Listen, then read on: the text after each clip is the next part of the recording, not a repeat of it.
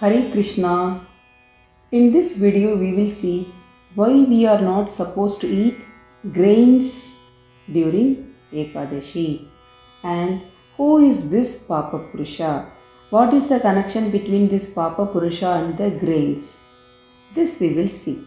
And then we will see the list of foods we should avoid during Ekadashi. So let's go to the story of Papa Purusha. Lord Krishna has created a character called Papa Purusha. He is the embodiment of all types of sins. How much ever sins are there in this world, if you have created a form for all the sins, that sin is called Papa Purusha. That sin personification is called Papa Purusha. This Papa Purusha's each and every body part is representing a sin. His head was made of the sin of murdering a Brahmana. Sin of murdering a Brahmana is Brahmahati dosha. And his eyes were the form of the sin of drinking intoxicants, that is liquor. His mouth was made of the sin of stealing gold. These are all Pancha Mahapapas. This Brahmahati dosha, killing a Brahmana, this liquor drinking, stealing gold comes under Pancha Mahapapa. Pancha Mahapapa means 5 great sins. Now, his ears were the form of the sin of having illicit relationship with one's guru's wife. This sin also comes under Pancha Mahapapa only. And then his nose is of the sin of killing one's own wife. His arms, the form of the sin of killing a cow. His neck made of the sin of stealing accumulated wealth. That is others' wealth you are stealing, that is also a sin. And his chest is of the sin of committing an abortion. Nowadays it's very common, but it's the greatest sin. And his lower chest is of the sin of having sex with another's wife. And his stomach of the sin of killing one's relatives, that is kith and kin. His navel of the sin of killing those who are dependent on him, that is if parents are dependent on him and if you are killing them, children are dependent on him, or even if your friend is dependent on you. So whoever is dependent on you, if you are killing them, it means it's the greatest sin. And his waist of the sin of self-appraisal. Self-appraisal is also considered as the greatest sin. Nowadays we will see people say, I am in this position, I am a CEO of this company, I am a manager of this company. These are all sins. Why it's considered as sin? Because the other person who is in front of you is getting affected. You are offending them by praising yourself.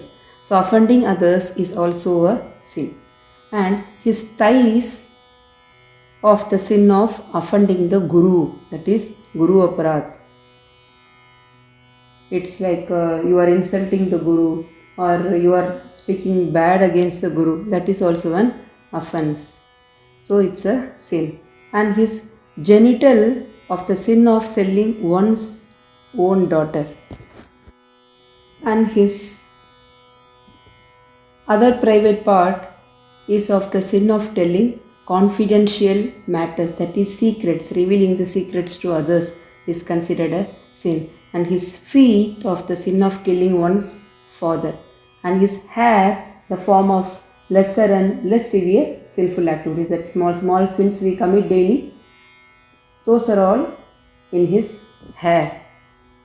In this way, this horrible personality is an embodiment of all types of sin, and his complexion is black and his eyes are yellow in color.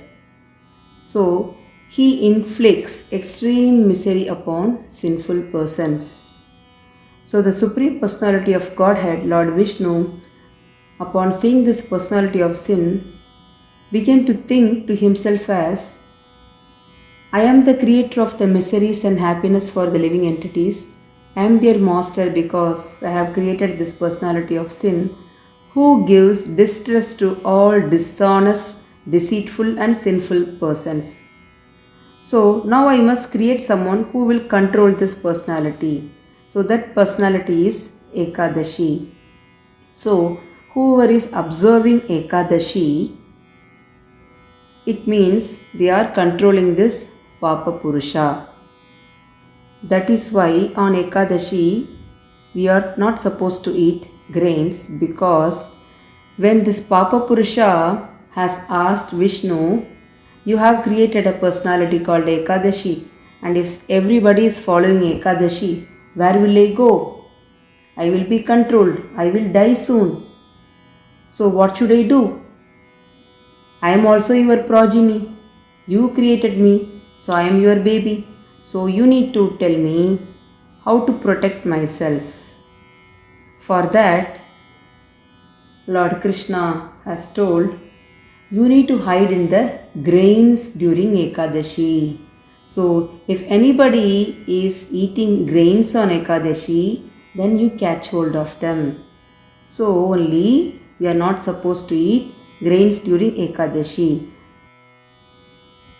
Papa Purusha is hiding inside grains.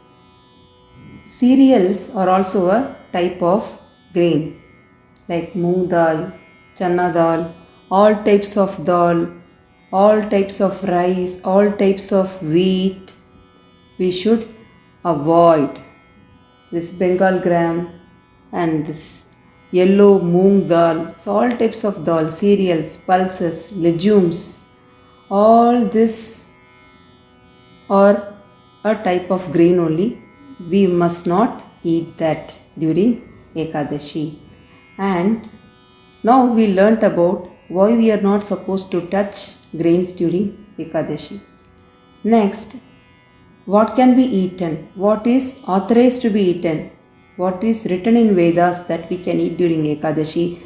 If I am very weak, suppose if one person is very weak, very old, they have to take many medicines. So what can be eaten? They can eat fruits, milk during Ekadashi, and there are 3 types of root vegetables which can be consumed, that is potato, sweet potato, tapioca. These 3 root vegetables can be consumed during Ekadashi. It's written in Haribhakti Vilasa also, and it's also written in many Puranas that if somebody is very weak, suppose even if children wants to follow Ekadashi, they can very much follow, because you can give them potatoes, sweet potatoes, tapioca. This fills their stomach, so they won't feel hungry. But it's written that it should be eaten only once. Suppose you feel it is not enough for you because this is your first Ekadashi fasting, so then you can relax and take the root vegetables one more time. And how to cook this root vegetable? You need to boil this root vegetable, and while seasoning, what and all you need to do. That is most important when you are cooking this root vegetable. You should not use mustard seeds during Ekadashi. It's even written that even cumin seeds should not be used. But people nowadays are using cumin seeds. But we are not supposed to use that. As much as possible, we should try to use less and less spices. Otherwise, it's an offense. The basic spices are ginger can be used, pepper powder can be used, turmeric powder can be used if the turmeric powder is 100% turmeric. If you have bought a store-bought turmeric powder, should be avoided, because there is a chance that it's mixed with other grain materials. And you can use green chili or red chili. So these are all the basic spices which can be used, and the oil. I must tell you, coconut oil, pure coconut oil and pure groundnut oil. Only these two oils can be used. You can use the sunflower oil also, but if you are very sure it's really 100% that oil is only from the sunflower. So these are the three oils which can be used while making this root vegetables, that is potato, tapioca and this sweet potato. This will surely fill your stomach, and before eating you need to put one tulsi leaf on it and offer it to the Lord and eat. Then only it becomes prasadam. We don't need to go to temple to get the prasadam. We can daily make prasadam at home. When you offer it to the Lord, before you taste it, it is called prasadam. Now, we came to know that root vegetables are allowed because it's written. I have the reference, I have referred it, so I am telling you. And the oils, groundnut oil, sunflower oil can be used, pepper, ginger, green chili, red chili. You can even use curry leaves if you want, and turmeric powder if you are very sure it is 100% turmeric powder.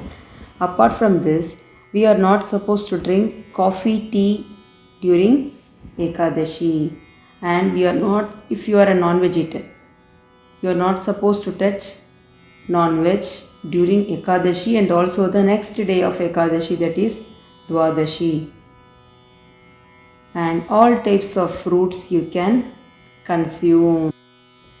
Suppose if you cannot survive only on fruits and root vegetables and milk, then you can eat something called pseudo cereals. So what are those pseudo cereals? They are buckwheat, then amaranth, in Hindi they call it as rajgira. Buckwheat in Hindi is kutuka atta. So you can have buckwheat and this rajgira, amaranth, and you can have even samo rice. Samo rice in Hindi is samak ka chawal, or in some parts of India they call it as varai. So you can use this because these are not true cereals, they are pseudo cereals. Pseudo cereals means non-grasses. So what are they? Buckwheat, amaranth, samo, S-A-M-O, samo rice, and you can have this tapioca pearls, that is sago pearls you can have. So these are all the list of foods you can use. Even there is something called quinoa. So you can, people pronounce it as quinoa, but the correct pronunciation is quinoa. So you can even have quinoa because this all comes under pseudo cereals. So these are all allowed during Ekadashi. And the next thing is, very important thing is, we should not have onion garlic. We should not use onion garlic during Ekadashi. And when it comes to vegetables, we saw root vegetables, what can be consumed, and then we saw pseudo cereals. Suppose if you cannot survive only on root vegetables, then you can use pseudo cereals, especially for children who wants to follow Ekadashi. Actually, parents should insist kids on following Ekadashi. We should not think like my kid is like starving. No, they can eat some foods, even nuts, any type of nuts you can eat. You can even make a coconut chutney, excluding this. You will use this chutney ka dal, no? Some Bengal, roasted Bengal gram, that you should not add when you make chutney. And while seasoning, you should not use mustard seeds, cumin seeds. So better not to season only. So you can only have green chutney. You should understand that they are not starving. They are not at all starving because there are so many allowed foods. And beans type vegetables we should not eat during Ekadashi. Bean-steak vegetables are cluster beans, French beans, lady's finger. So all these bean-steak vegetables we should avoid, and also bottle gourd should not be consumed. Very important thing, brinjal should not be consumed. Brinjal, or in some parts of the country they call it as eggplant.